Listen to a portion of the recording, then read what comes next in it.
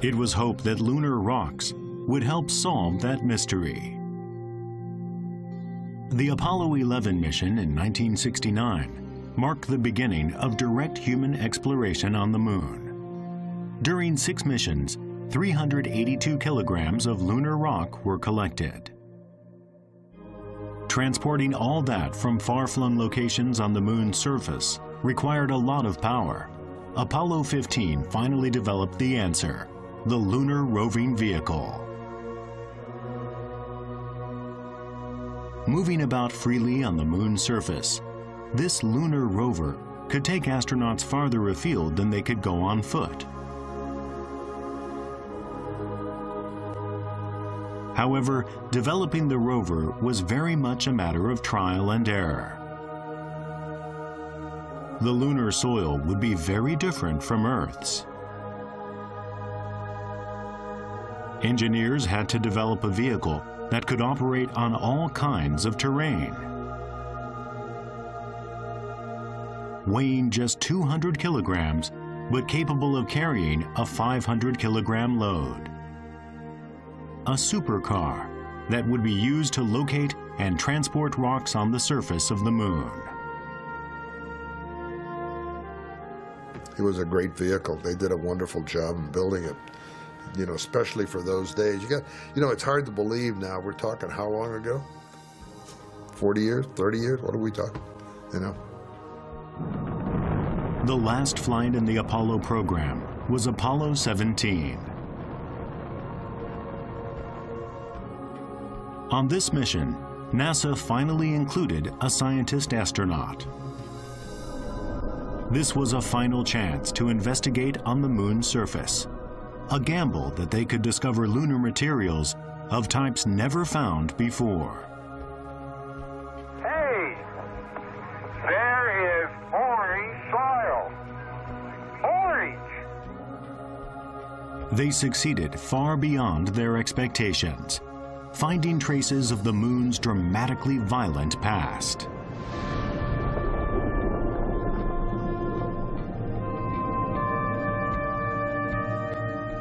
This is the story of how the Apollo program developed a vehicle that could drive around on the moon, collecting rocks and soil that revealed billions of years of history.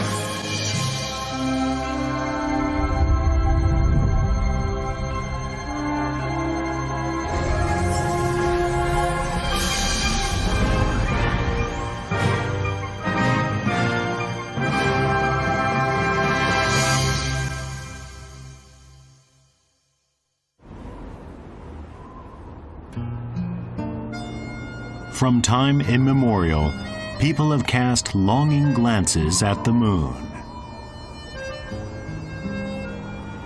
and wished for a chance to travel there.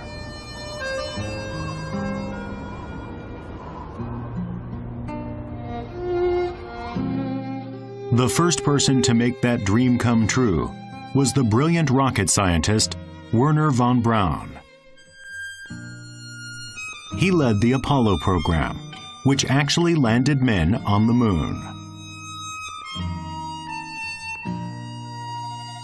A decade before the start of the Apollo program, von Braun's conceptualizations of space development were carried in a magazine. At a time when it wasn't even known if humans could traverse the distance to the moon and back, his blueprints for space development were bold and detailed. Each and every conceptual drawing overflowed with von Braun's enthusiasm for space travel.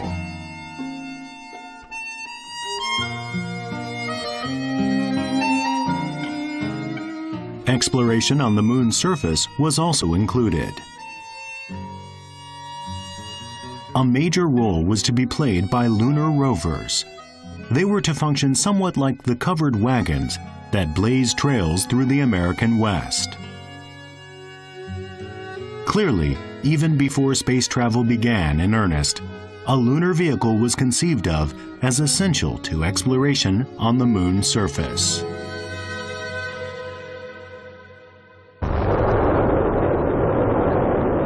The latter half of the 1950s saw the start of a space race between the United States and the Soviet Union.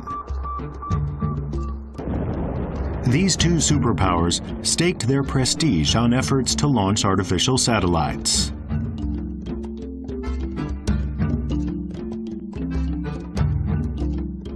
In 1961, the Apollo program was launched, with von Braun playing a central role.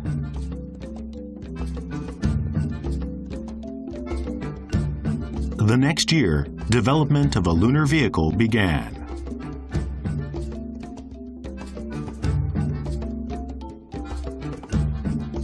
Its construction proceeded in tandem with development of the Apollo rocket engines themselves.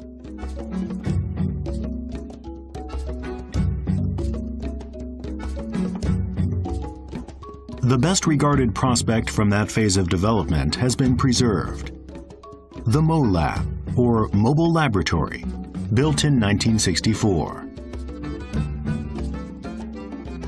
The tires were huge.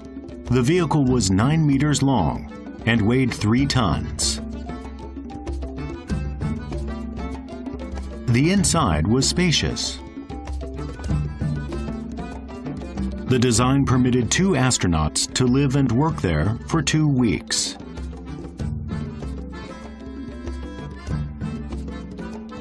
The steering wheel and foot pedals were the same size as in an ordinary passenger vehicle. Development was spearheaded by 2 representatives of America's largest auto manufacturer, Chief Engineer Ferenc Pavliks and team leader Samuel Romano.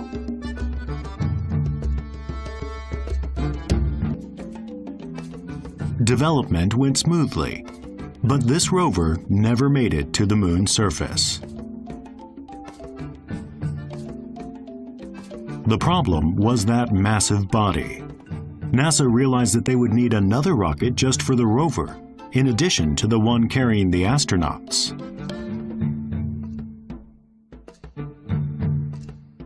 In 1966, the year before the scheduled first trip to the moon, development on the lunar rover was suspended. It was a setback, but the developers waited for another chance. Our job is laid out for us. Our task is laid out for us, yeah. Well, we didn't have any problem. We didn't think that we couldn't do it. It was our job to get it done, and we got it done. In March 1969, faced with the upcoming launch of Apollo 11, the 2 men went to inspect the completed lunar module, or landing craft. They knew that their only hope of getting a rover onto the moon would be aboard the lunar module.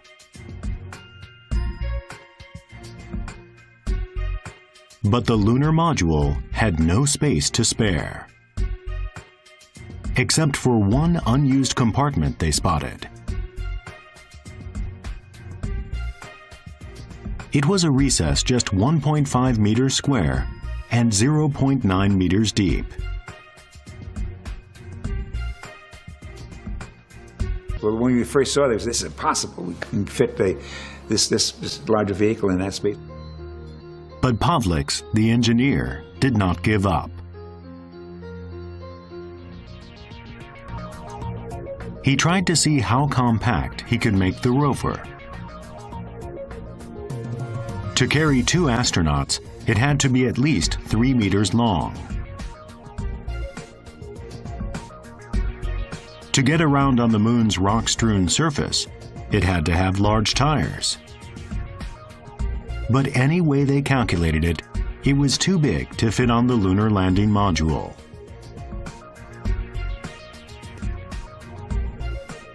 Was there no way to get it onto the lunar module? For 3 months, they experimented with mock-ups. Then, one day, it's usually these ideas come very suddenly, you know. Eureka. what was this sudden inspiration? Pavliks demonstrates with a 1/6 model. Then the seats must be folded down.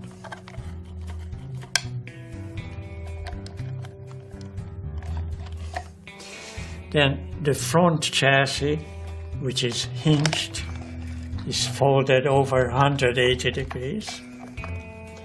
Then the same way, the rear chassis is folded up. Then the wheels are folded in to the 45-degree angle. And then the complete assembly fits into that triangular shaped envelope, which is between two legs of the lunar landing module. It was ingenious. A foldable vehicle was a huge step toward including a rover in the moon landing mission.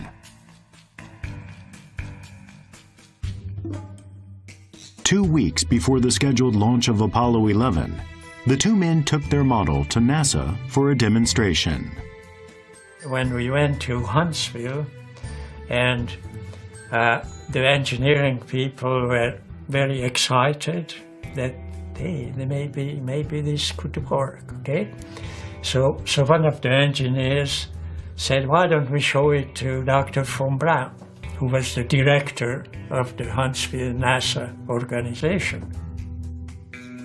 Von Braun had the final say on lunar rover development. They had to arouse his interest and enthusiasm.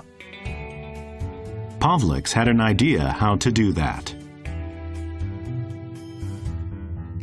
So he led the way to von Braun's office, opened the door, and I guided the vehicle into his office with radio control, that he couldn't see anybody but this little vehicle coming into his office. And he was on a telephone, saw this little thing coming in, and put the telephone down and said, what is this? And then we walked into the office, explained to him what the concept is, demonstrated all the folding up. Von Braun listened intently. Then, suddenly, he slammed his hand on the table and he said, we must do this. We must run a vehicle on the moon. And we convinced NASA to go ahead and do it, and we got a contract to do it. the lunar rover concept championed by the two men had previously been scuttled. Now they'd been given a second chance.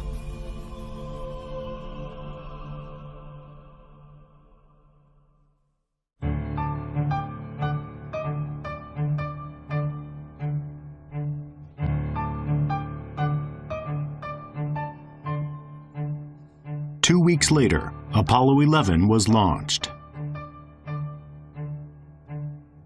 The entire world awaited the moon landing with bated breath.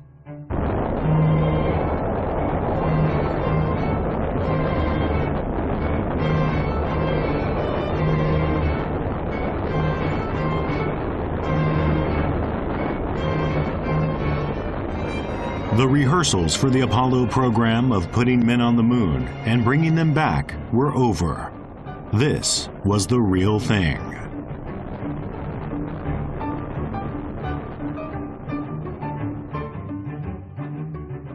Three months later, the lunar rover project began in earnest. It had a new and powerful supporter, Saverio Morea. Morea was a capable manager who had overseen the successful development of the Apollo program's giant rocket engines.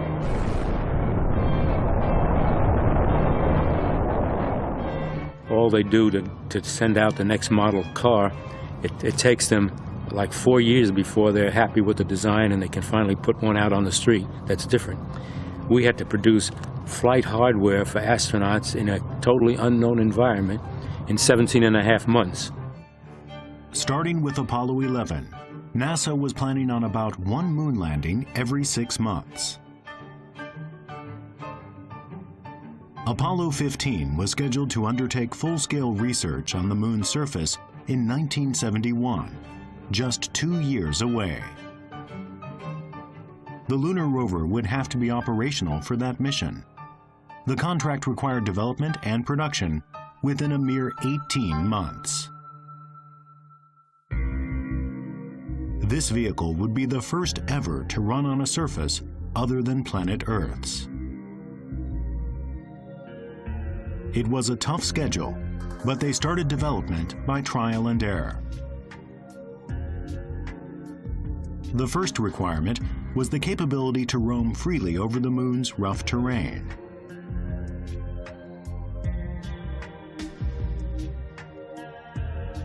The lunar rover would be useless unless it could easily surmount obstacles as high as 30 centimeters.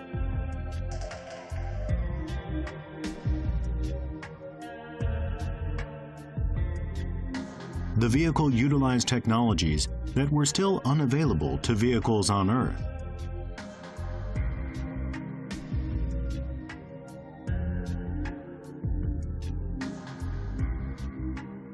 It was an electric car whose 4 wheels were powered by dedicated motors drawing on 2 silver zinc batteries.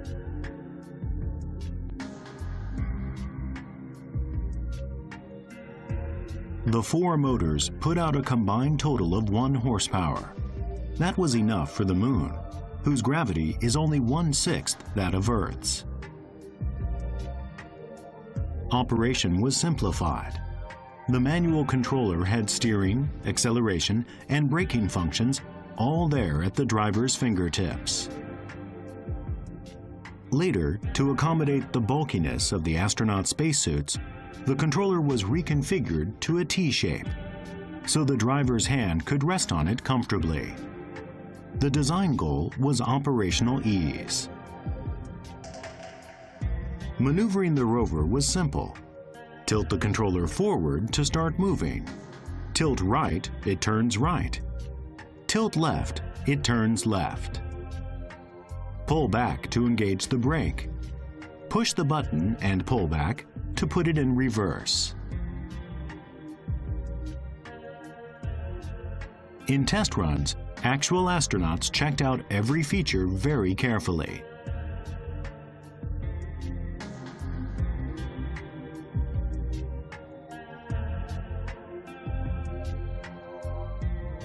It functioned superbly.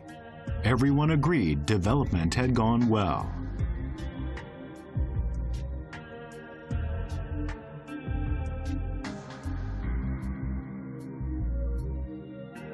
Morea, however, spotted a surprising flaw.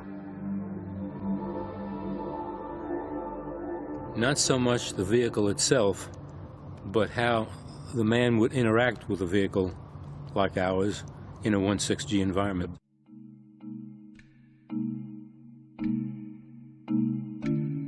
But what would it be like on the surface of the moon? No one could predict that. So they tested the rover's seats inside a large airplane, which was flown so as to simulate 1/6 of the Earth's gravity.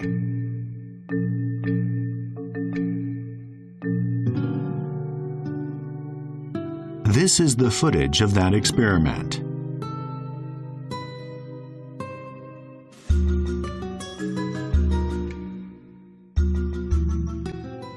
The astronaut flops about and can't get seated. There was no point in having a rover one could not ride. But this problem was solved with a little ingenuity. A 15-centimeter bolt protruding from the floor of the car body.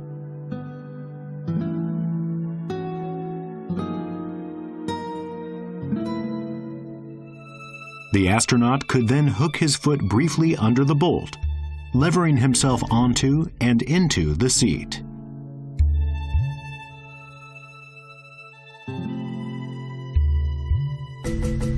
Problem solved. That was the big one. Simple solution, but big issue. This was not simplistic. This was a spacecraft on wheels. April 1970. By now, they had reached Apollo 13, but the lunar rover had run into a seemingly impassable developmental wall. The problem? The material and shape of those huge tires. In the vacuum of space, pneumatic rubber tires would blow out. They were simply not practical.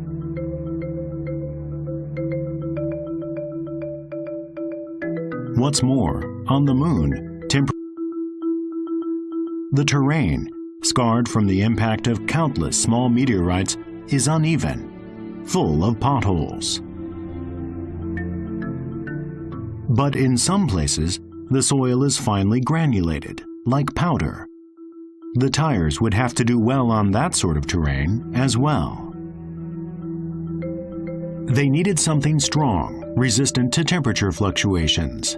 They thought of a material quite unsuitable for terrestrial tires: metal. It should be flexible because it was carrying people, so the ride characteristic had to be such that it cannot be a rigid wheel. So we came up with this idea of making a flexible wheel, making it out of spring material.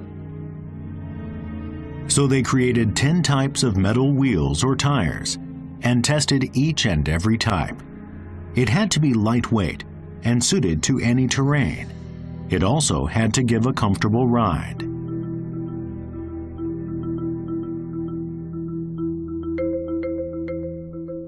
This is the one they finally chose. Metal filaments were woven together at 4-millimeter intervals. This was a wire mesh tire.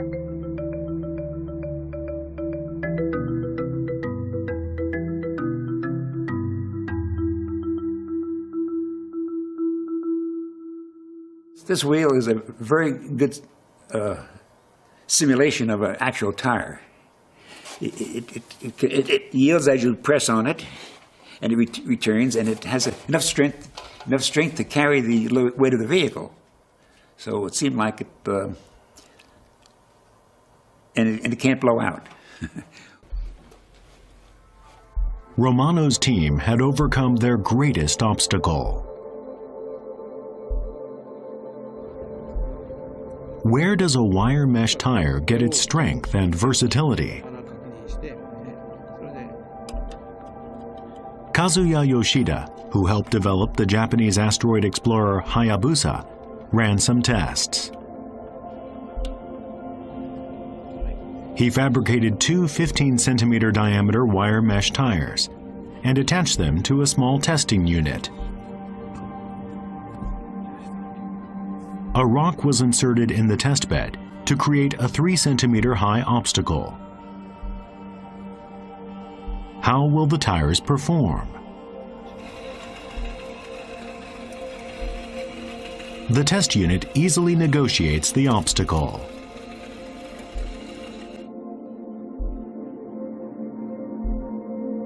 When tire meets rock, the tire changes shape to accommodate the rock.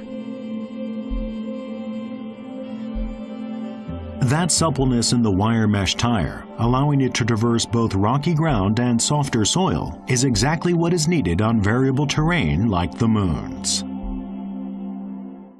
The rover was now outfitted with wire mesh tires.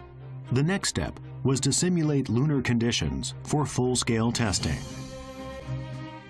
One trick was to have the rover lifted slightly by a crane as it ran, so it would be 1/6 of its real weight, as it would be on the moon.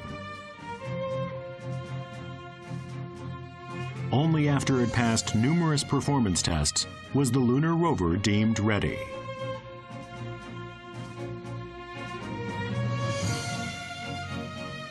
Just 4 months before the scheduled flight of Apollo 15, the lunar rover was packed into the side of the landing module.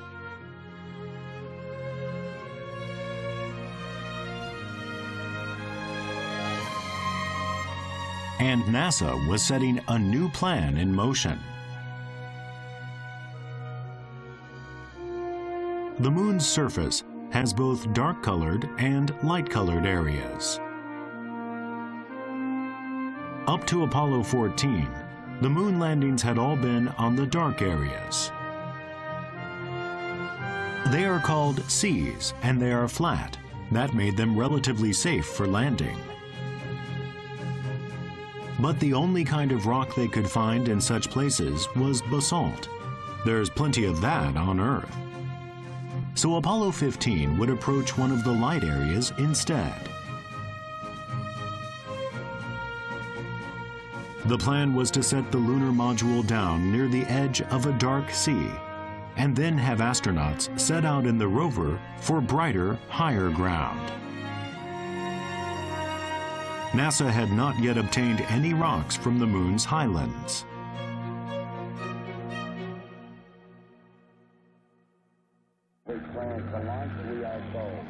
July 26, 1971. With the lunar rover on board for the very first time, Apollo 15 took off for the moon.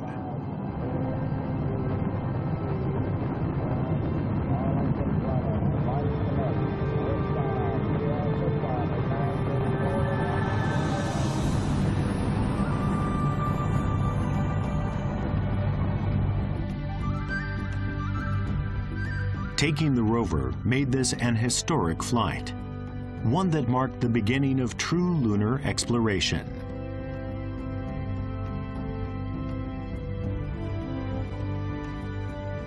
Four days later, the Falcon lunar landing module set down safely on one of the moon's seas, near a mountain range.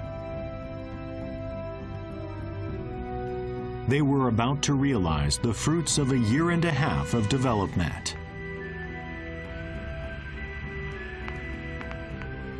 An astronaut held the rope that would release the lunar rover from its cargo bay. Back at Mission Control, the two men who had worked so hard to develop the rover held their breath.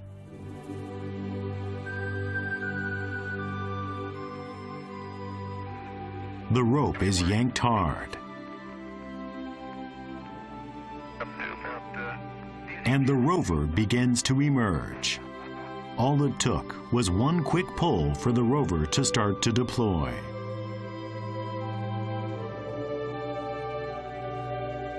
In just 5 minutes, there was the lunar rover, ready to roll. But then came something unforeseen.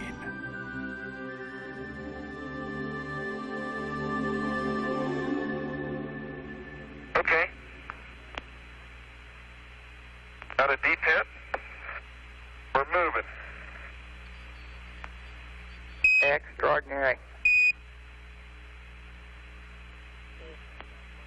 Negative. But I don't have any front steering, Joe.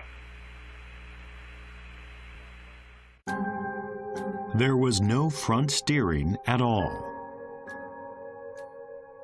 Oops, yeah, it was oops. As a matter of fact, within minutes, I got a call from the vice president from Detroit, General Motors, that what's going on? Can you fix the problem? So it was a high, visibility type of operation. No front steering could have been a serious setback. But the rover had a built-in feature that saved the day.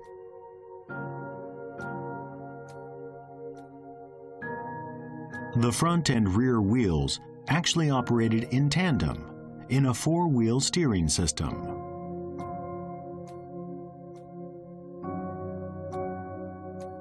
To turn right, for example, the front wheels would point right and the rear wheels would point left, all four contributing to the turn. On Apollo 15, the front wheels did not steer when first powered up, but the independently powered back wheels still operated sufficiently for the vehicle to be maneuvered.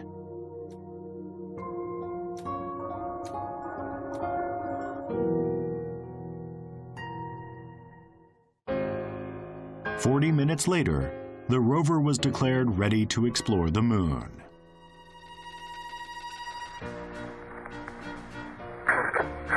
Man, this is really a rock and rollin' ride, isn't it? Never been on a ride like this before. Oh boy. I'm glad they got this great suspension system on this thing. Boy.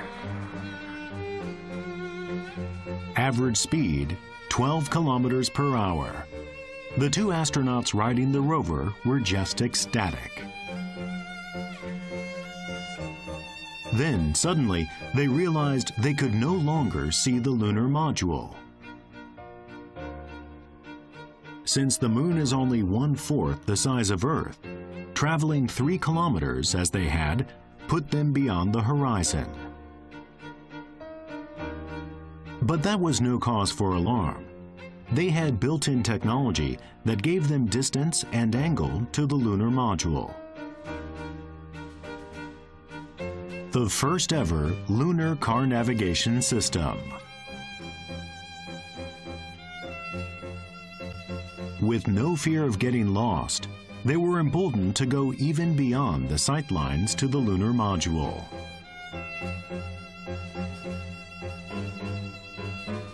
On the second day of exploration, they made a great discovery. It was while the rover was en route to higher ground.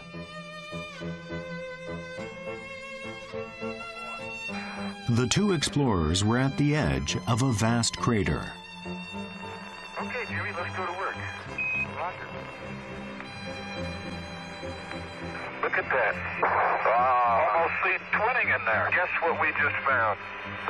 I think we found what we came for. Crystal and rock, huh? Yes, sir. You better believe it. It was a white rock, which they called the Genesis Rock.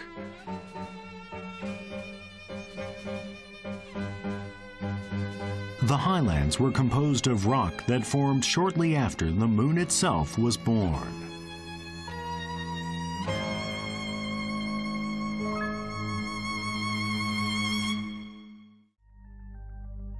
Hitherto, the lunar seas had yielded only black basalt.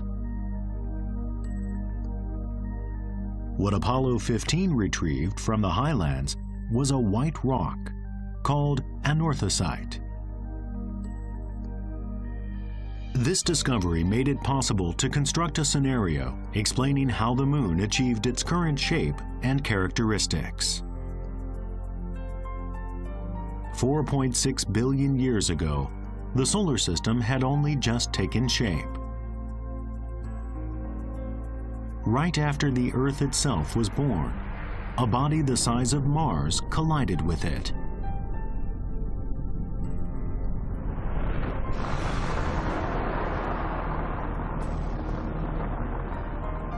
This giant impact, as it's called, blew a vast cloud of debris out into space.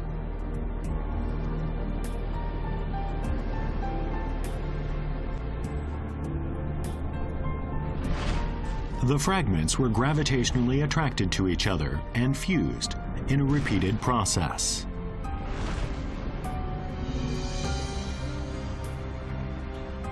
The result was the moon.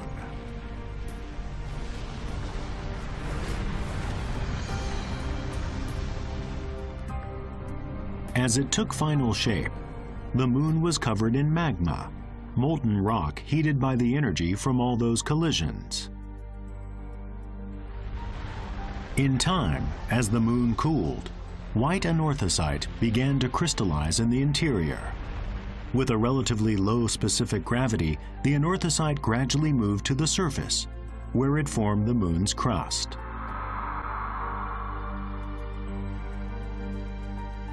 So at one point, it is thought the moon was entirely white.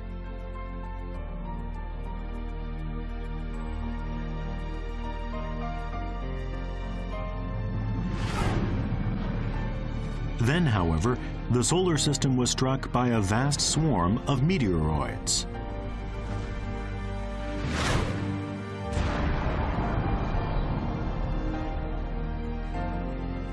Impacts on the moon created giant craters.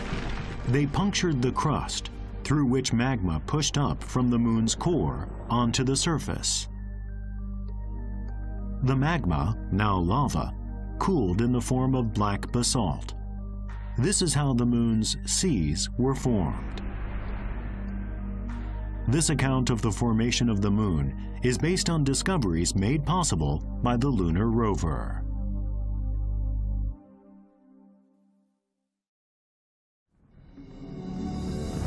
In April 1972, Apollo 16 was launched. On this mission, too, the rover played a major role. It scampered easily over the moon's rough terrain.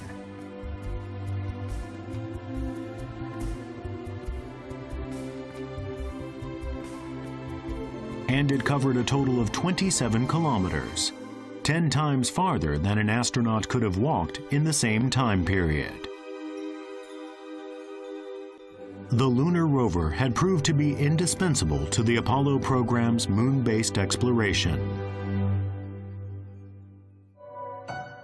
Suddenly, it was the last Apollo mission.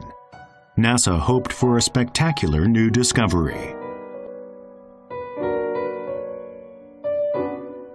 The objective was a gorge, cut into steep mountains.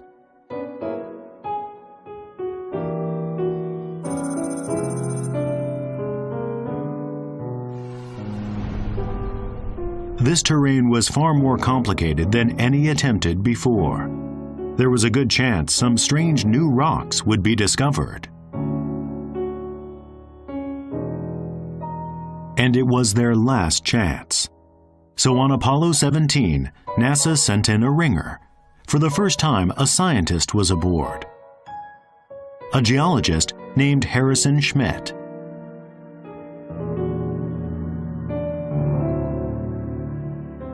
Nowadays, more astronauts than ever before have professional backgrounds in science and engineering. Their expertise is valued for conducting experiments in space.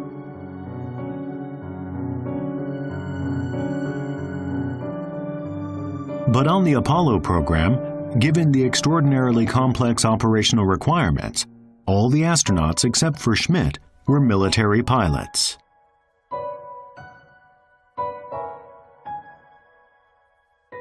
Schmitt had been fascinated by space since childhood, but he became a geologist. His chance to venture into space came when he was 29 years old. It was on very short notice.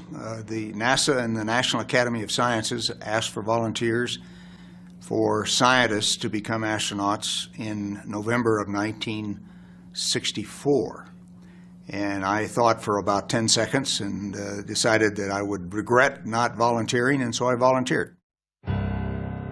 Schmitt had never piloted anything more complex than an automobile. But NASA drummed new operational skills into him.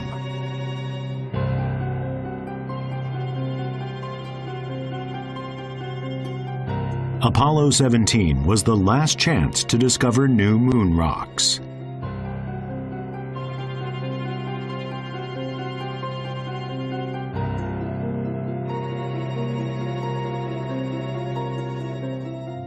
Capitalizing on that chance was up to Schmitt.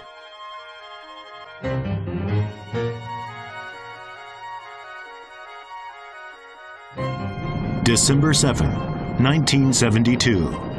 With one lunar rover and one scientist on board, this was Apollo's last chance. Schmitt was given the responsibility of piloting the lunar landing module. Four days later, they had reached lunar orbit. The lunar module separated from the command module and began its descent to the surface.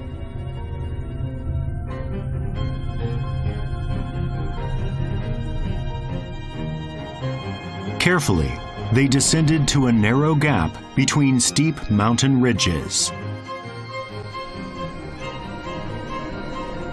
In the end, Schmidt and his crewmates made a successful landing. Stand by for touchdown. Stand by. They had landed perfectly in the middle of the valley. As I step off at the Surrounded by this magnificent scenery, the normally calm Schmidt could not conceal his excitement. to all those who made it possible. Really would be great to go to this valley, this deep mountain valley. It's deeper than the Grand Canyon of the Colorado. I mean, it was a very deep valley. It was splitting the ring of mountains around this large basin called Serenitatis. And it had these young volcanics. It had a lot of a very attractive thing. Schmidt and another astronaut boarded the rover right away and set off to investigate.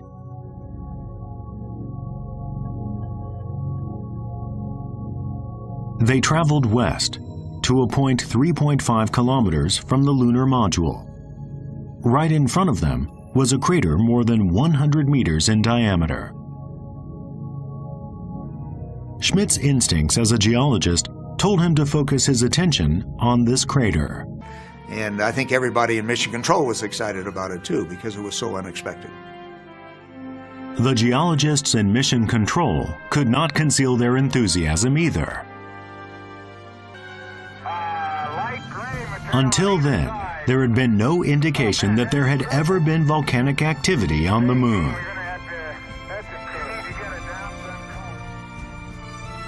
A close look at the sand reveals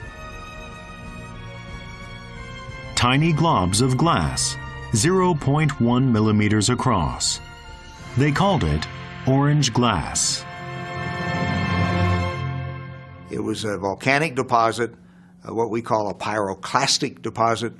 Certainly people in Japan are very familiar with volcanoes that erupt and give and throw glass and debris around. Well, this had happened on the moon.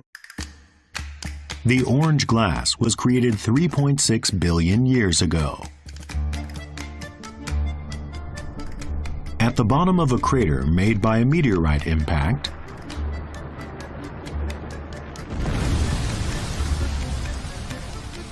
magma spewed forth from the moon's core. A fire fountain sprayed droplets of magma from 400 kilometers below the crust out into the cold of space, where they instantly cooled into globules of glass.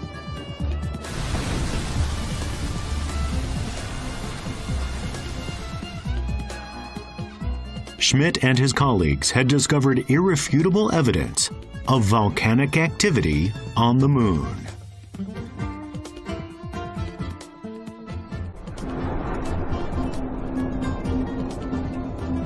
"36 years later, the Japanese unmanned lunar explorer Kaguya photographed the moon's surface with a special camera.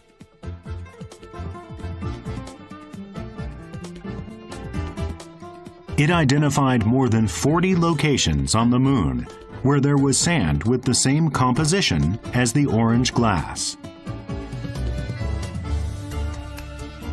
This confirmed that the moon, like Earth, had seen a great deal of volcanic activity.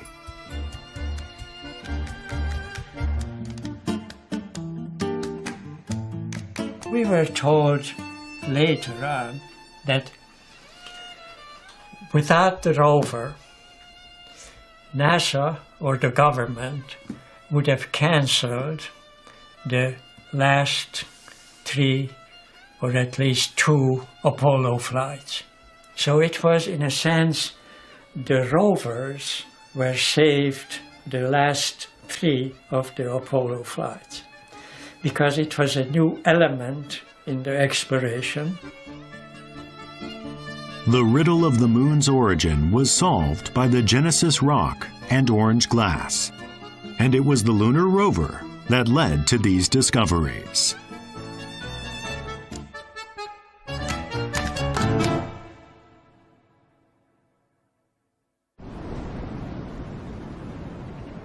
It's been 40 years since the end of the Apollo program. But research is still being done on the rocks brought back from the moon.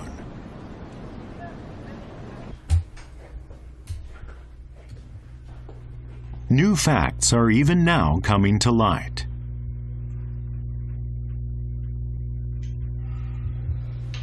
Alberto Saal is an associate professor of geological sciences at Brown University in the U.S. He's using Earth's latest technology to study the moon's orange glass.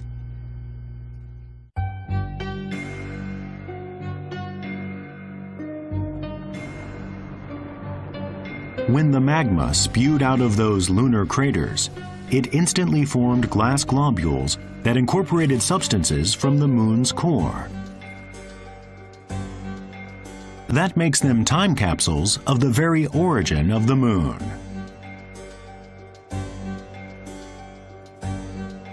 Analysis yielded unanticipated results. Trapped in the orange glass were some of the same gases that exist on Earth, such as fluorine and chlorine. This supported the theory that the moon came from the Earth. Another completely unanticipated substance was found: water. This was the first ever proof that there was water on the moon.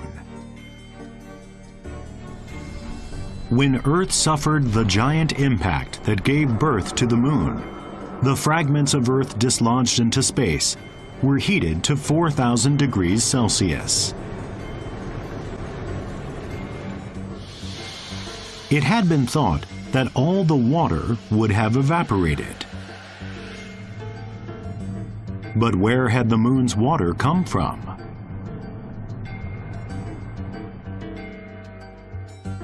Currently, the world's only isotope microscope is being used to analyze the moon rocks to solve that very riddle. Hisayoshi Yurimoto has been conducting research of this sort, including analysis of the Apollo mission's moon rocks.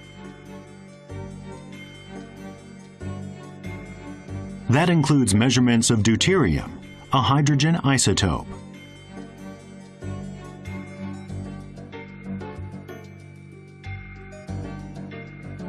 Amounts differ depending on the type of space object in which they are found. The water in the moon rocks contains from 0.02 to 0.03% deuterium.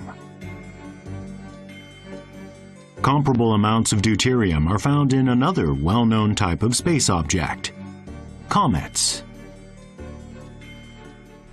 In the solar system of 4 billion years ago, there were many more comets than there are now passing through.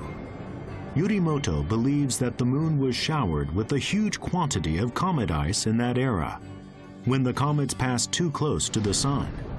At that time, it recouped some of the water lost after the event of the giant impact. Since the Apollo missions, no one has walked on the moon.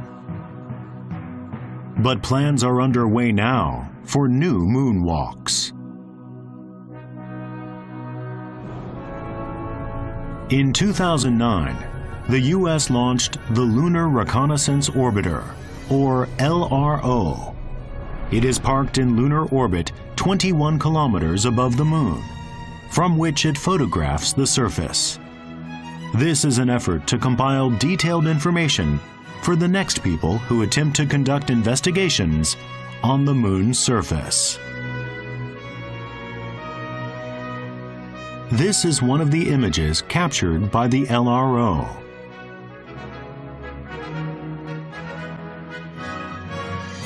It's the Apollo 17 lunar landing site.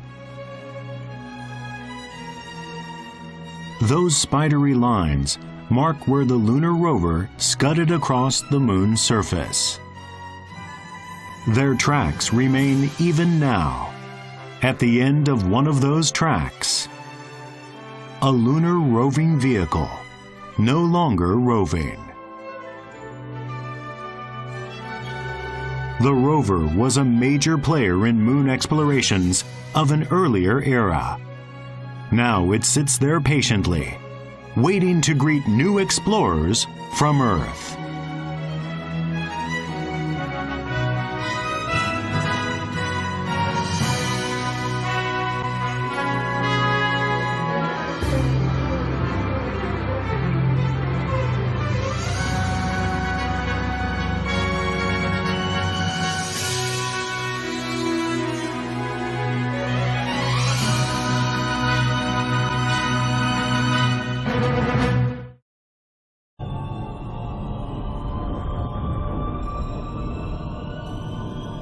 We also now know that Saturn is orbited by over 60 natural satellites. The largest of Saturn's satellites is a moon called Titan. It is enveloped in a thick atmosphere, one filled with orange haze.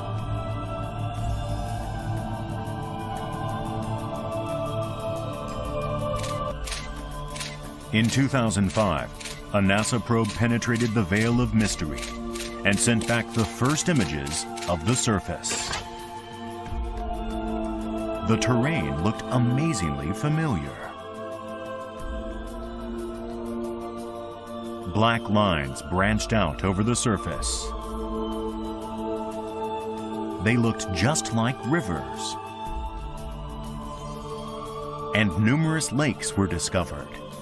This was the first time any celestial object had been found with liquid on its surface.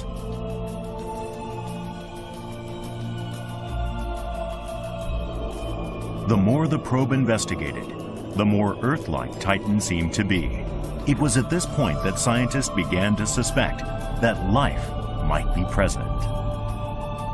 Maybe in the seas, more interesting things happen. Maybe you get self-replicating chemical systems, much like those that are the first steps towards living systems that were deep in our own history. So Titan gives us a whole new set of possibilities. There's the possibility that maybe there is life on Titan that has somehow found a way to make use of all of these building blocks that the atmosphere is making for it. However, the temperature on Titan is minus 180 degrees Celsius. Could life really exist there? Well, how do we know it's too cold? Imagine you're living on Titan and you're looking at the Earth. You'd say, oh, there's a liquid, there's organics, there's energy, but it's too hot. Titan has both an atmosphere and liquids. Could life exist there? This planetary body, very similar to Earth. Saturn's moon, Titan.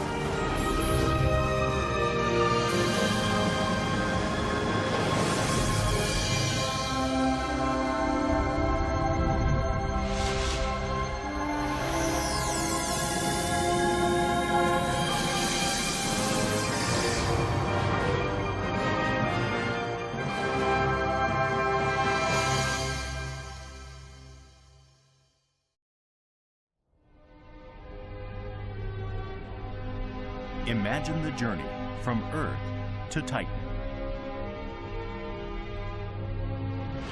If you could travel at the speed of light, you'd pass Mars about 4 minutes into the voyage. At the 30-minute mark or so, you would pass the giant ball of gases known as Jupiter. Then, some 70 minutes after departure, you would finally arrive at Saturn, surrounded by those beautiful rings. Like Jupiter, Saturn is a large, gaseous planet. Finally, you'd reach Titan. With a diameter of 5,000 kilometers, Titan is about 3/4 the size of Mars. It's a moon the size of a planet. Fully cloaked in that orange haze, Titan's true appearance was not known until the 21st century.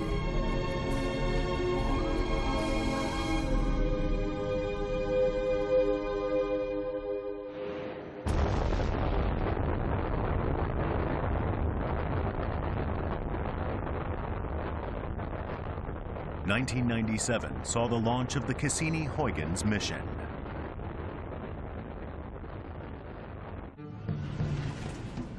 The Cassini orbiter, equipped with cameras and other instruments, and carrying the Huygens probe, was sent to investigate Saturn and its moons, especially Titan.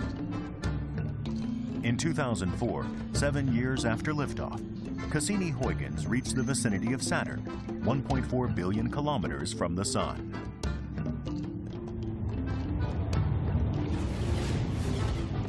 Cassini then proceeded to enter into orbit around the planet and its satellites, and to commence scientific observations. It took this image of Titan. For the first time, Titan's true features began to show from under that thick haze. The day was approaching when we would finally be able to see the surface of Saturn's giant moon. In December 2004, the Huygens probe separated from Cassini and coasted to Titan.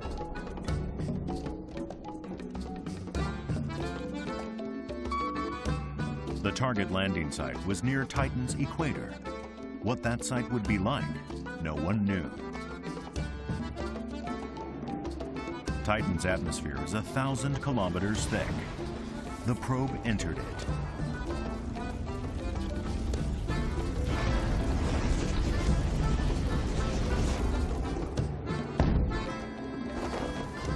Huygens deployed a parachute and drifted down, jettisoning its heat shield.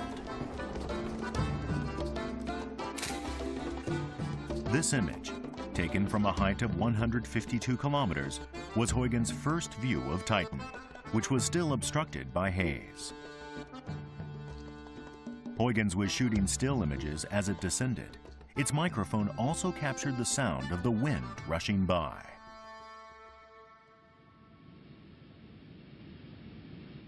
This was the first sound recording ever made of an alien environment.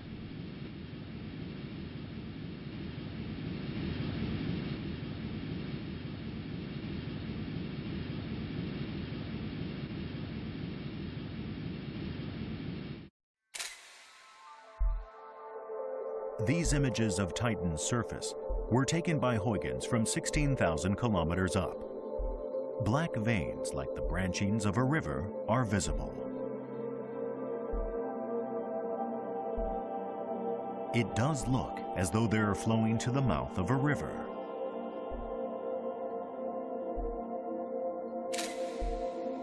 Now, from 8,000 meters above Titan, it looks just like the sort of coastline we're used to seeing on Earth.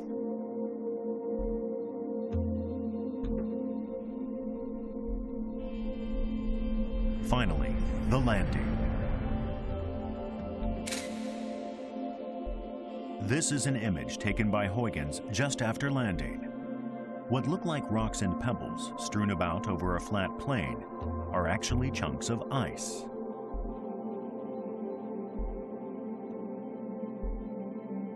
The surface temperature is minus 180 degrees Celsius. Atmospheric pressure is a little higher than Earth's, 1.5 bars. The horizon seems blurred by mist. This is exactly like some rocky desert landscape on Earth. High above, the Cassini orbiter continued its observations. In the equatorial region where the Huygens probe landed, Cassini discovered a strange pattern.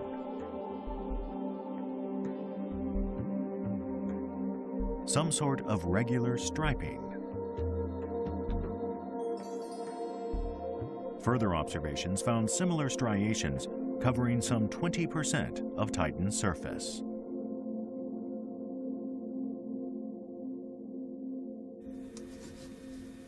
Ralph Lorenz has dedicated himself to investigating this strange striped pattern.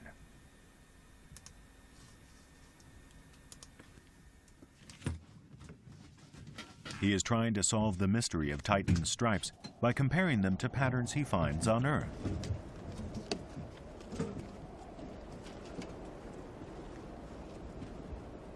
This is the Mojave Desert in the western United States.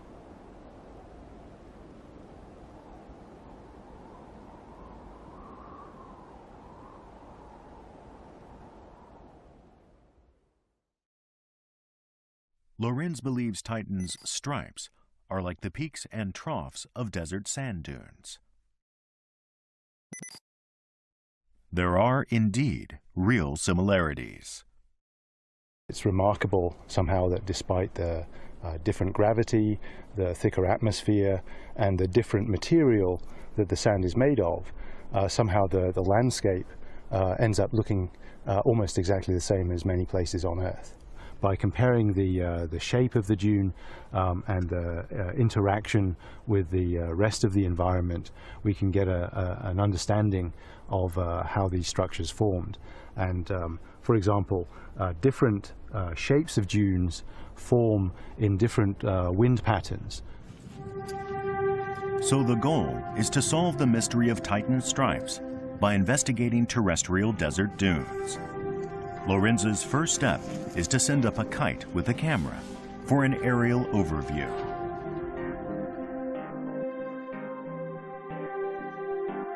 He's looking for a place that has a striped pattern like Titan's.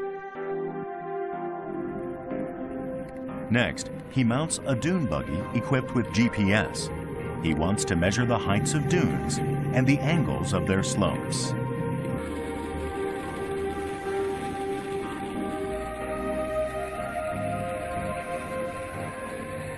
The shapes of sand dunes change by the minute.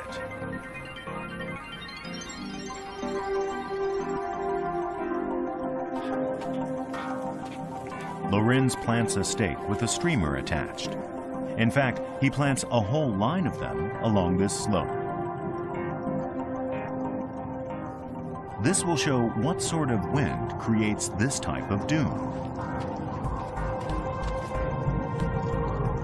The wind is blowing from screen left, across a gentle slope.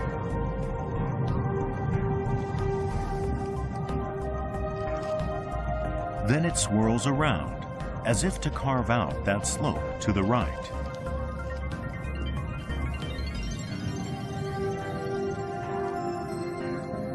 So it's become clear that here the wind flows from the milder slope over and down the sharper slope.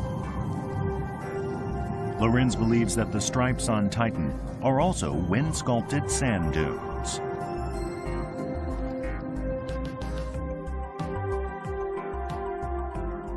A closer look at that image of Titan's stripes shows ridges with milder and sharper slopes, similar to those in the Mojave Desert. So Lorenz conjectures that the wind on Titan must have been blowing from left to right.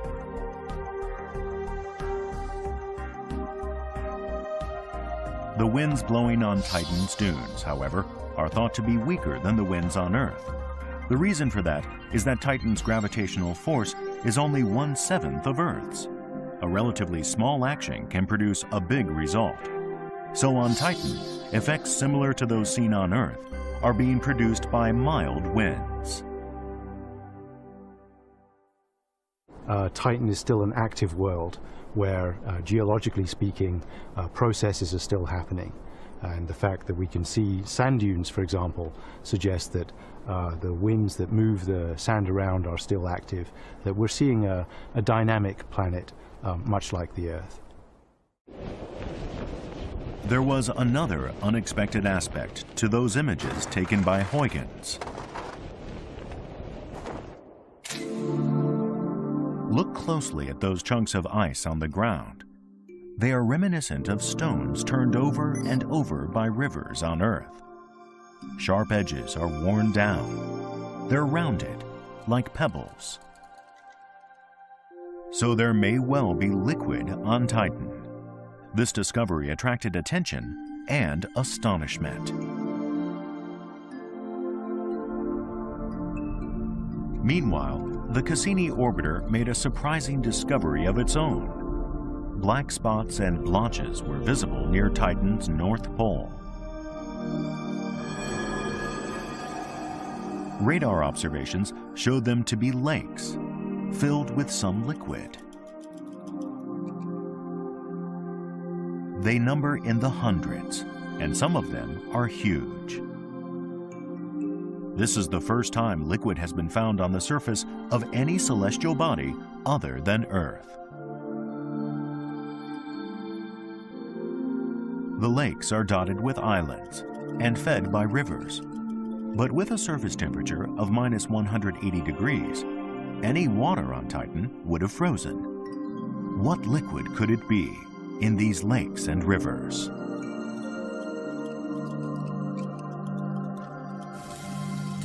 This is it. Liquid methane. On Earth, it's normally a vapor, but at extremely low temperatures, it condenses into a liquid. Methane melts at minus 182 degrees Celsius. It boils at minus 161 degrees. In the 20-degree range between those two extremes, it exists in a liquid state. The temperatures on Titan's surface are just right for liquid methane. Methane is composed of one carbon atom and 4 hydrogen atoms. It's the simplest hydrocarbon, and it constitutes the bulk of the liquid in Titan's lakes. A portion of the liquid is ethane, another hydrocarbon with similar characteristics. Scientists at the Jet Propulsion Laboratory are trying to determine how Titan's methane lakes were created by conducting experiments here on Earth. Christophe Sautan is an expert on bodies of ice found in the solar system.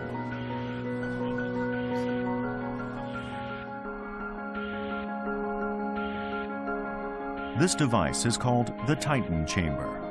With internal air pressure at 1.5 bars and a temperature of minus 180 degrees Celsius, it reproduces Titan's environmental conditions. Inside is placed a disk of ice, standing in for the terrain on Titan.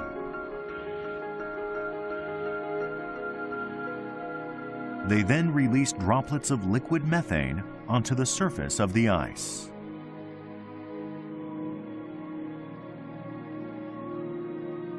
The methane disappears immediately, absorbed by the ice, like water being swallowed up by a thirsty earth. So the big surprise, something we did not expect, is that when the methane falls on the ice, well, actually the methane got sucked into the ice. It gets absorbed. It doesn't run on the ice.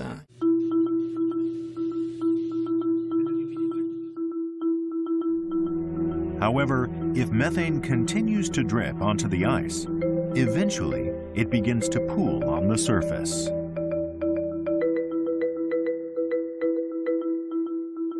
This suggests that wherever there are lakes on Titan, the surrounding ice must be saturated with methane. During its landing on Titan, Huygens measured the concentration of methane. That concentration gradually rose the closer the probe got to the surface. Then, the moment it landed, there was a sharp increase. It is thought that this was due to the heat from Huygens vaporizing the methane that permeates the ice.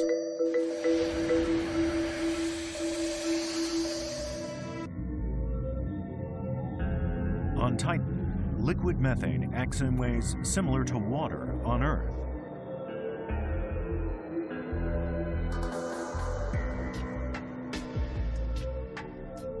In June 2012, for example, Cassini observed a strange phenomenon near Titan's south pole.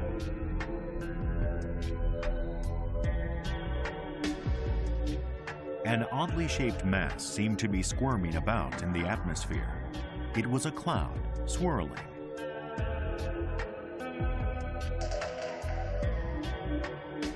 A cloud made up of methane.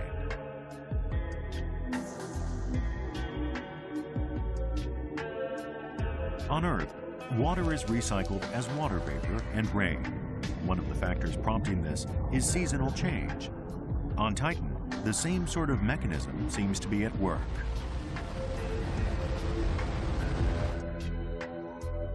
Titan is tilted on its axis, some 26 degrees off vertical. The Earth has a 23.4 degree tilt. It's another point of similarity. Along with its parent planet, Saturn, not shown here, Titan takes 30 Earth years to orbit the Sun. The tilt of its axis gives birth to different seasons. At this location, Titan's northern hemisphere experiences the long days of summer.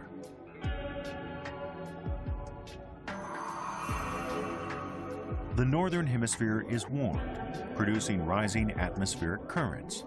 Liquid methane on Titan's surface evaporates and is carried southward. Near the South Pole, it is winter. The methane gas is cooled, condensing into a liquid or even solid state. It can form clouds. Like that huge swirling cloud Cassini spotted.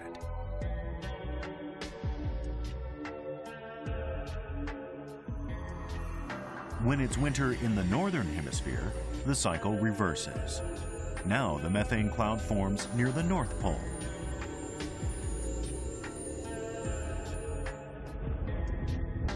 Underneath that cloud, methane rain begins to fall. Since methane is more viscous than water, its raindrops are larger, with diameters of about a centimeter. But as Titan's gravity is weaker than Earth's, the droplets fall more slowly, about 1 meter per second, like a soft snow on Earth. They soak the icy ground on Titan and form lakes.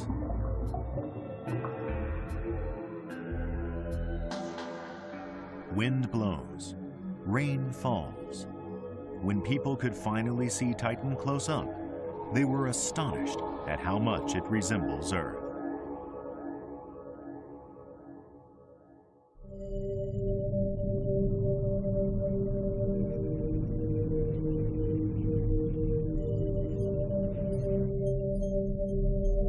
In 2007, the Cassini orbiter spotted something truly peculiar on Titan's surface.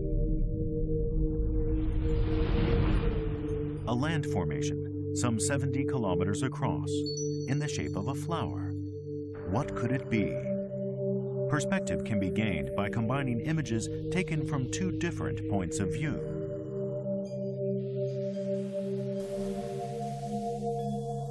A three-dimensional image of the topography emerges. That strange formation turns out to be a rugged mountain featuring a 1,500-meter high peak.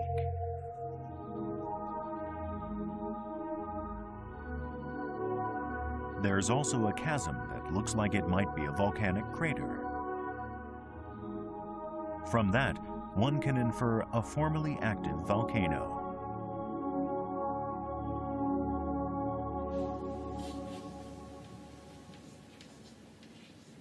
That volcano has been an object of particular interest to Jonathan Lunine, an expert on Titan's internal structure. He says that the volcano did not spew lava.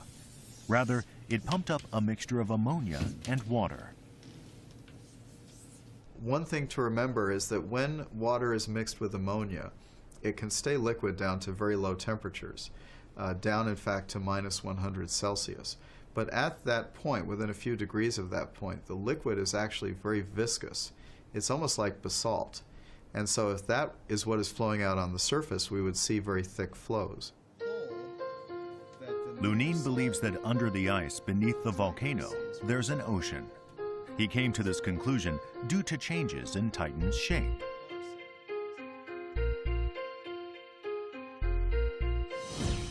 Titan completes its elliptical orbit around Saturn once every 16 days.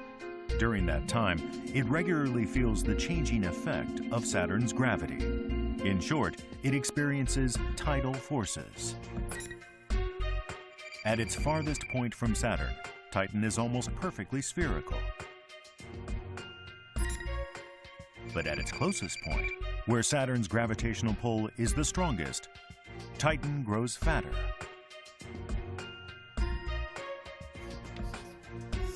Its diameter alters by as much as 10 meters.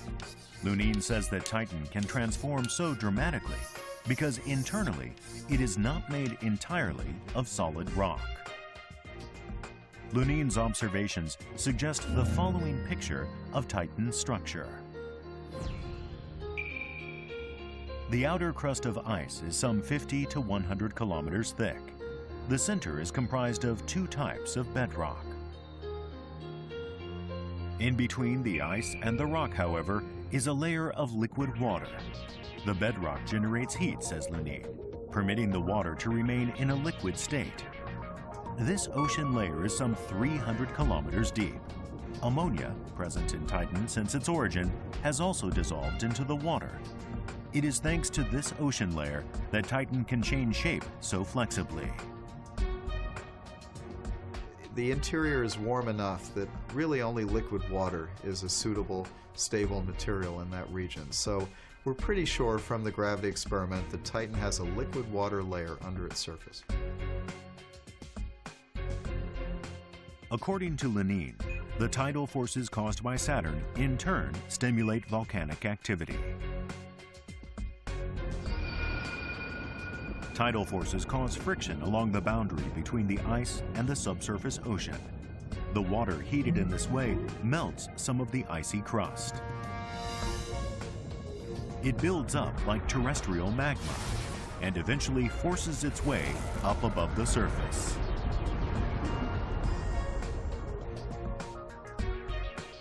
This ammonia-laden water flows out from Titan's volcanoes like lava. Lunine believes such volcanoes are proof of an underground ocean. Beneath Titan's icy shell, a whole new world lies hidden.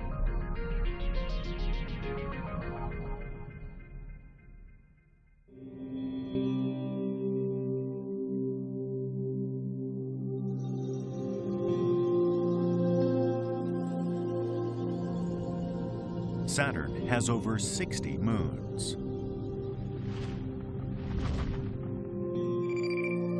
Among them are Enceladus, ice-covered like Titan, and Hyperion, pockmarked with craters. Mimas has this huge crater. Those are just a few of Saturn's moons, but they all have practically no atmosphere. Only Titan boasts an atmosphere that extends as far as 1,000 kilometers into space. Actual measurements reveal that this atmosphere is 98% nitrogen. The rest is largely methane. Why is Titan the only one of Saturn's moons with a thick atmosphere? Solving that mystery through experimentation on Earth has been a preoccupation of Yasuhito Sekine.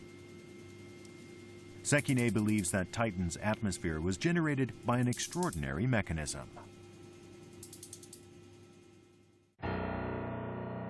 The mechanism? Collisions with small celestial objects. Sekine is trying to reproduce that effect using a laser. When Titan was first formed, its icy landmass contained about 1% ammonia. So inside a vacuum chamber, a disk of ammonia water ice stands in for the young Titan. The laser beam enters from the left of your screen. It strikes a projectile, which then impacts the ammonia disk.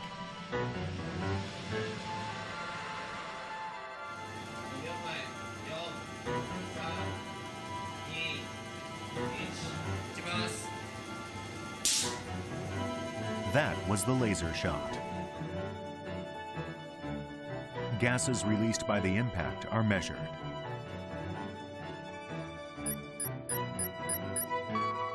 One is nitrogen, released by the disintegration of the ammonia.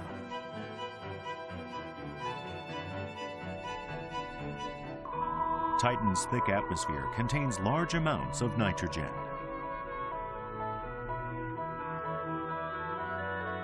According to Sekine's calculations, based on his experiments, repeated impacts by small celestial objects could have produced just such an atmosphere.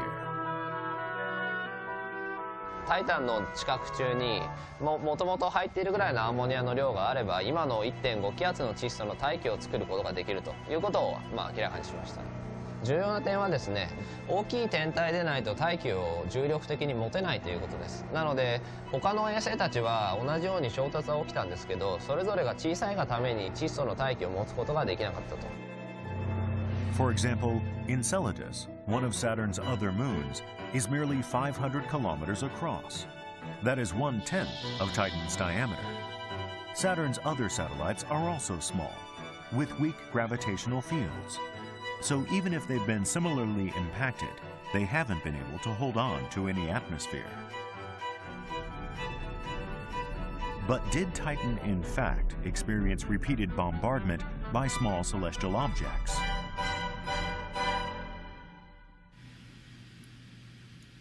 Hal Levison uses computers to calculate the history of the solar system.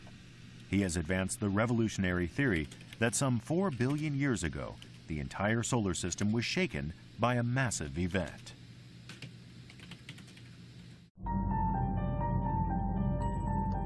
Levison argues that when the solar system was forming 4.6 billion years ago, Uranus and Neptune were closer to the Sun than they are now.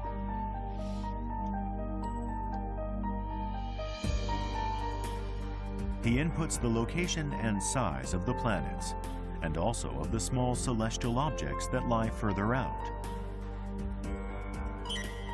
Then the simulation begins. At first, the basic situation did not change much. But some 600 million years later, Uranus and Neptune were suddenly flung to the outer realms of the solar system. Then out, okay? And that caused the giant planets to slowly spread. It was infinitesimal. You wouldn't have noticed it, but the orbits were slowly changing. And that continued until Jupiter and Saturn got to the point where Jupiter was going around the Sun exactly twice. Every time Saturn went around once, and that configuration is what set the whole instability off. Okay, so you went almost overnight from a time when, okay, there was a little bit going on, but not much, to this very violent period where all hell breaks loose. The smaller celestial objects, shown here in green, had formed a ring at the outer edge of the solar system. But then the gravitational force of Uranus and Neptune violently scattered these objects.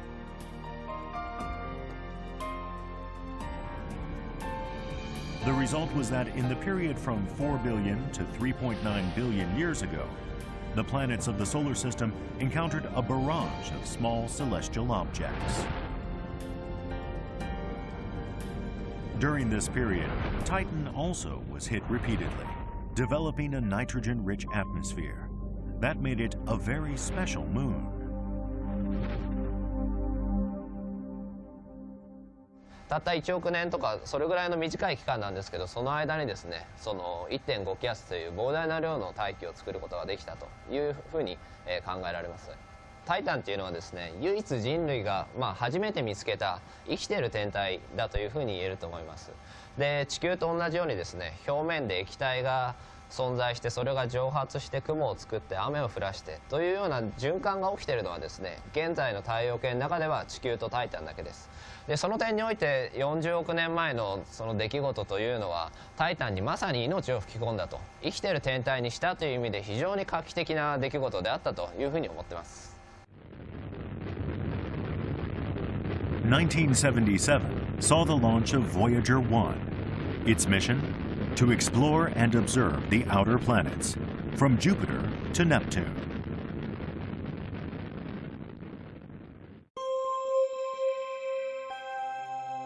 This was its view of Titan. It was a close look, but still the moon was shrouded in a thick orange haze. However, even then, one scientist maintained that the haze held the secret to sparking life below.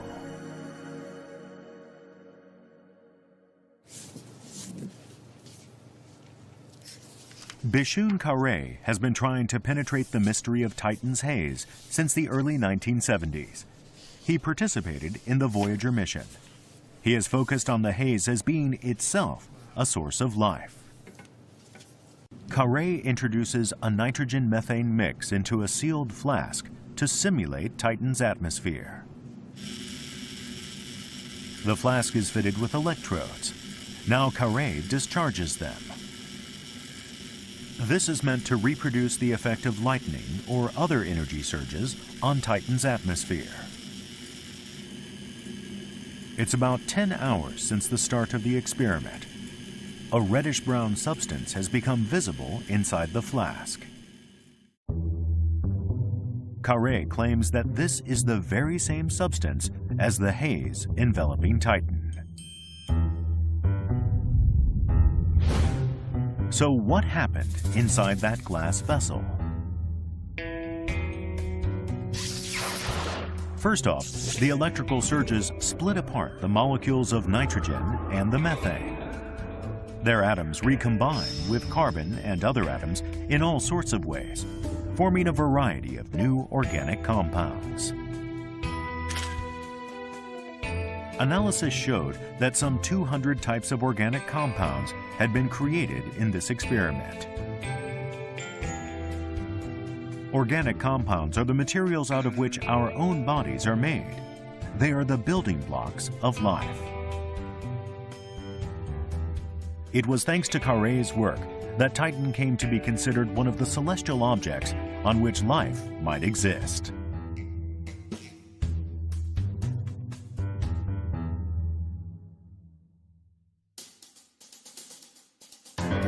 The Cassini orbiter's close-up observations of Titan have come some 30 years after Khare's experiments. Will they confirm that Titan's hazy atmosphere has in fact given rise to organics? The INMS is a device that measures molecular mass. Cassini has used it to determine the composition of Titan's atmosphere.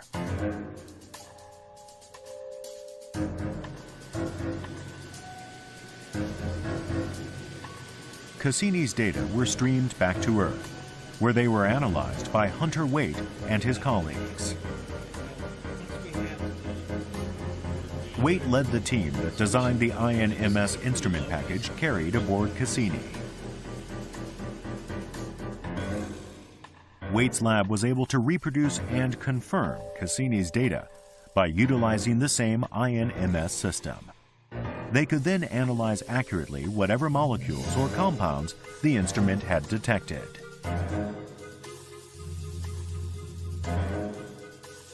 The results were astonishing.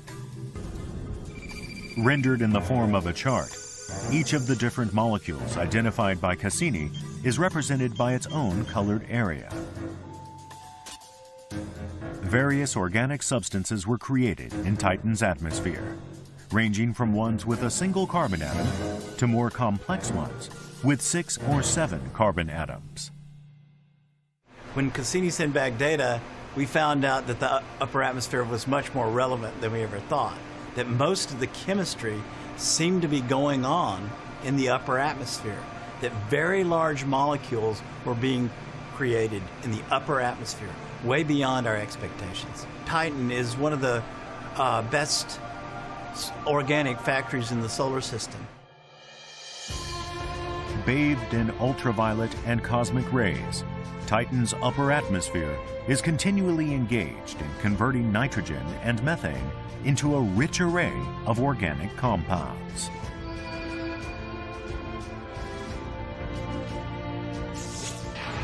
As these compounds collect in the lower atmosphere, they produce Titan's famous orange haze. Finally, they are precipitated with methane rain, onto the surface as well.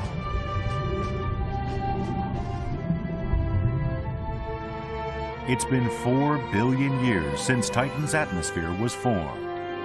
During that time, it is estimated the organics settling onto the surface have created a layer dozens of meters thick.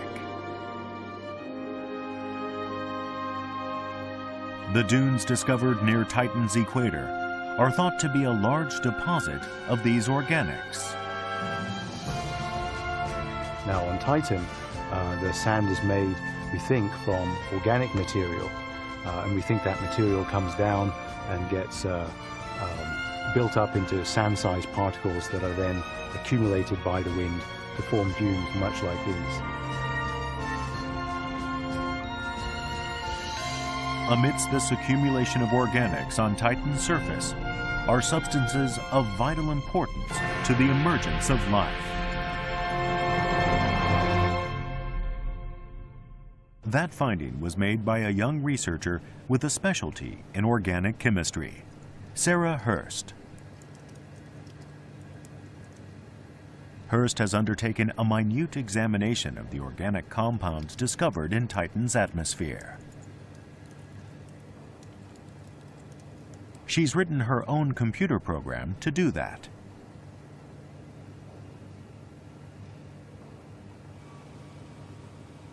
Based on Cassini's observational data, she faithfully simulates the composition of Titan's atmosphere and produces the same organics.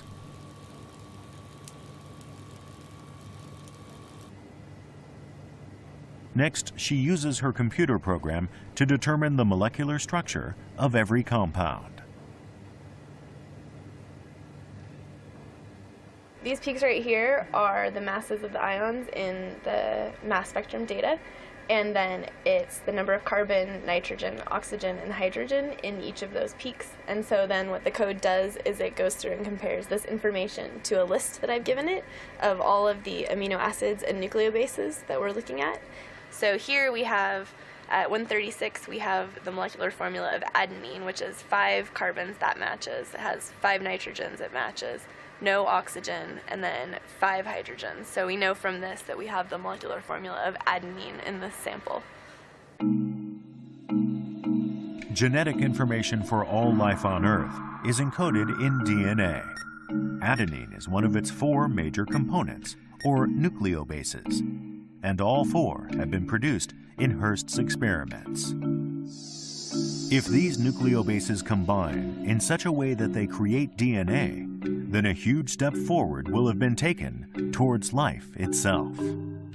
With this discovery, speculation mounted that Titan might actually be capable of harboring life. Life on Titan? It may in fact already exist. If it does, what would it look like? The search is on for the answer.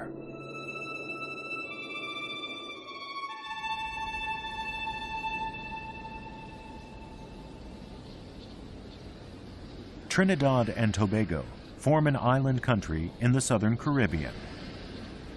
They have a population of about 1.3 million.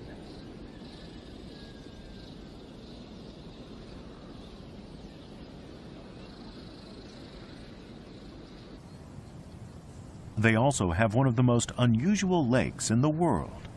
It's called Pitch Lake. It contains not water, but naturally occurring asphalt.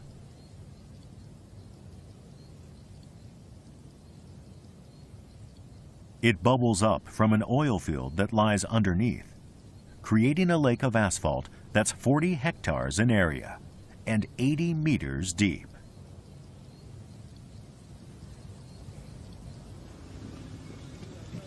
Strangely enough, Pitch Lake is the site of fieldwork being done by astrobiologist Dirk Schultz-McCook.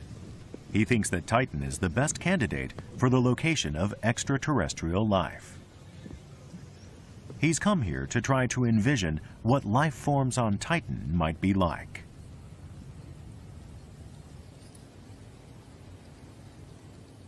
Asphalt, like methane, is a hydrocarbon comprised entirely of carbon and hydrogen.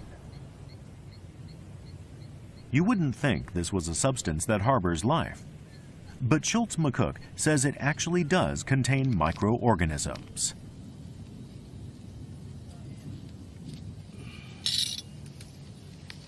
Well, this is one of the few environments where it's similar to Saturn's moon Titan, where we know that we have hydrocarbon lakes on the surface.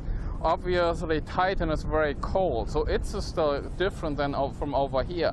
But we do have the liquid methane and ethane, which are also hydrocarbons. And if we can find out what kind of organisms are living here in the asphalt lake and how they adapt to living in the hydrocarbons, we think we can get some ideas to how life could operate on a moon like Titan. Asphalt contains almost no water.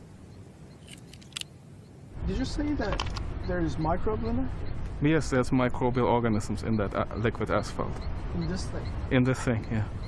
Like maybe 1, 2? Millions. Millions? Yeah. Genetic analysis identified some 600 new types of microorganisms living in the asphalt. Most are archaebacteria, related to the primordial microorganisms that live in extreme environments. So for them, actually, it's a great environment, it's a great food source, and basically a never running out food source because it's getting supplied from deep down there. On Earth, there are microorganisms that can use asphalt for sustenance instead of water. Schultz-McCook is convinced that in Titan's lakes, there must be life forms that exploit methane in a similar way.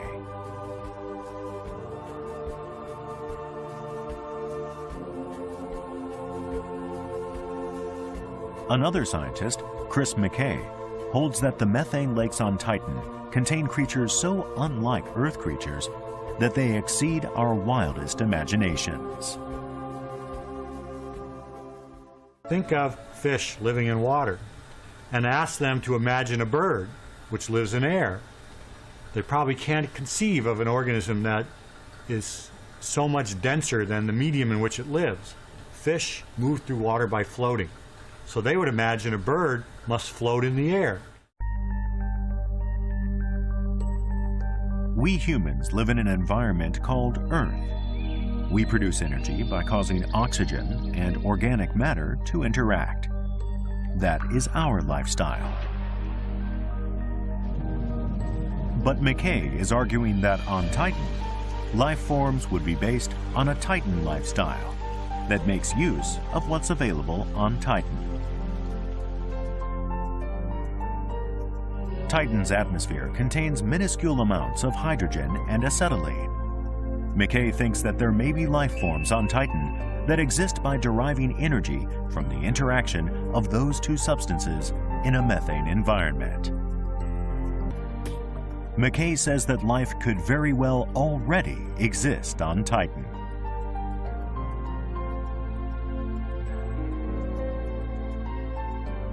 So instead of being small and round, I would guess that a single-celled organism on Titan might be big and flat, like a sheet of paper, to maximize its contact with the nutrients in this thin soup.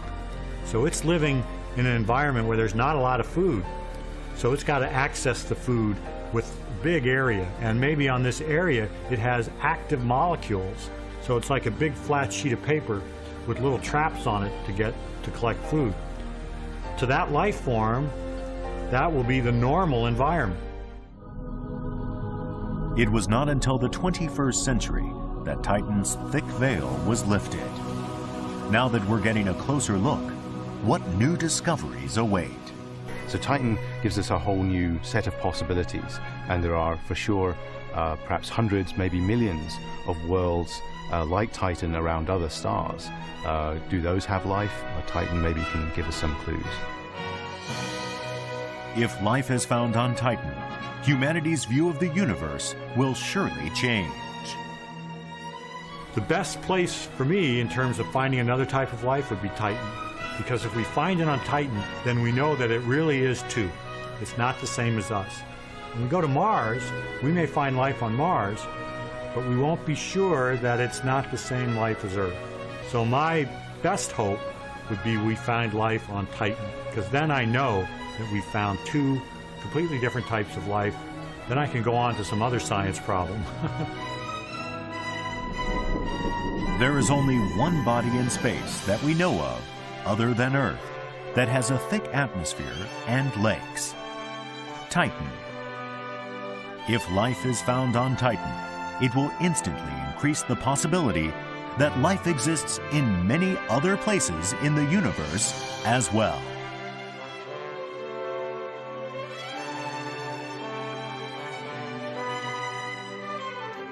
We may not be alone in the universe. We may have many comrades. The quest to find out for sure continues.